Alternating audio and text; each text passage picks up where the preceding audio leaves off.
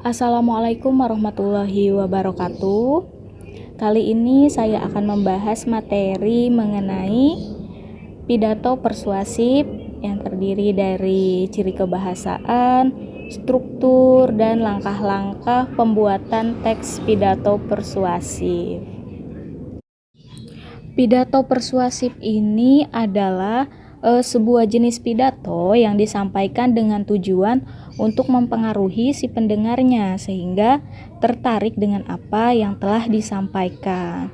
Contohnya seperti pidato kemerdekaan yang mengobarkan semangat kemerdekaan. Selanjutnya yaitu struktur pidato persuasif. Strukturnya sendiri dibagi menjadi 3. Yang pertama yaitu pembukaan. Pembukaan teks pidato terdiri dari 3 bagian. Salam pembuka.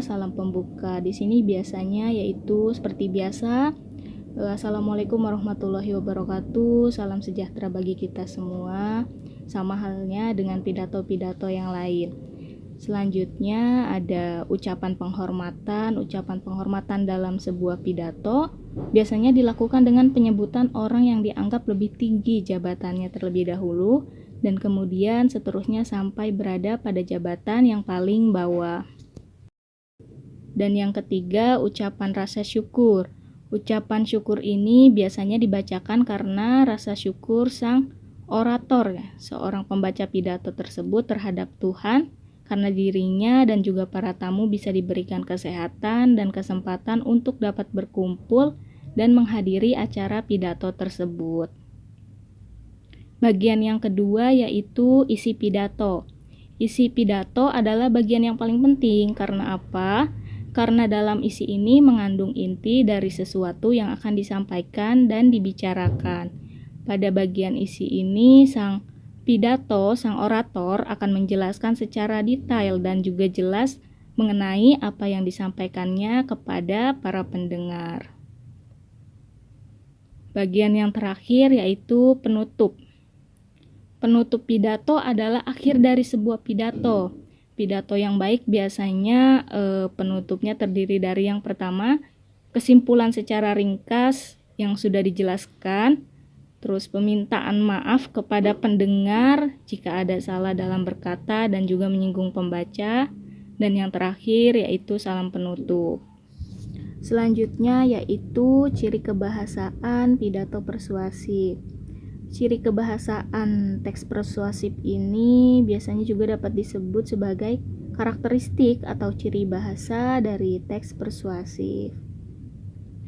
Yang pertama, bersifat mengajak dan mempengaruhi.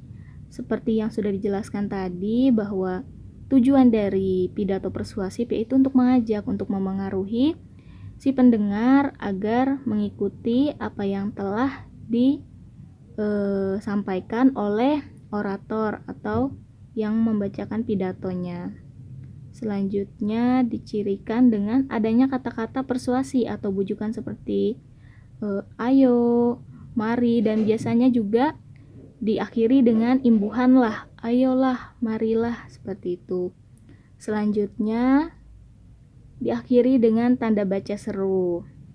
Memuat sejumlah pendapat dan fakta. Selanjutnya banyak menggunakan kata ganti kita sebagai tanda bahwa tidak ada pembeda antara penulis dengan pembaca, sehingga daya bujuk terhadap pembaca akan lebih kuat. Oleh karena itu biasanya sering menggunakan kata ganti kita. Menggunakan kalimat yang bersifat membangun. Selanjutnya menggunakan intonasi yang baik dan harus jelas. Setelah kita memahami mengenai struktur, ciri kebahasaan, sekarang coba kita akan membuat teks pidato persuasif. Adapun langkah-langkahnya yang pertama yaitu menentukan tema. Sesuai dengan karakteristik teks persuasif, yakni sebagai teks yang berisi bujukan atau ajakan, maka langkah pertama yang harus dilakukan dalam penulisannya adalah menyiapkan sejumlah bujukan atau ajakan. Hal ini yang juga berfungsi sebagai tema utamanya. Selanjutnya yang kedua, menentukan tujuan. Tujuan utama setiap paragraf persuasi jelas, yaitu meyakinkan pembaca dan pendengar. Oleh karena itu, buat tujuan yang jelas dan masuk akal untuk bisa dipercayai oleh pembaca dan pendengar. Yang ketiga, mengumpulkan bahan. Sebelum melanjutkan menulis, perlu ada bahan juga yang menjadi bekal dalam menunjukkan eksistensi tulisan, seperti mengumpulkan ide dan inovasi. Banyak cara mengumpulkannya. Masing-masing penulis mempunyai cara sesuai dengan tujuan penulisannya.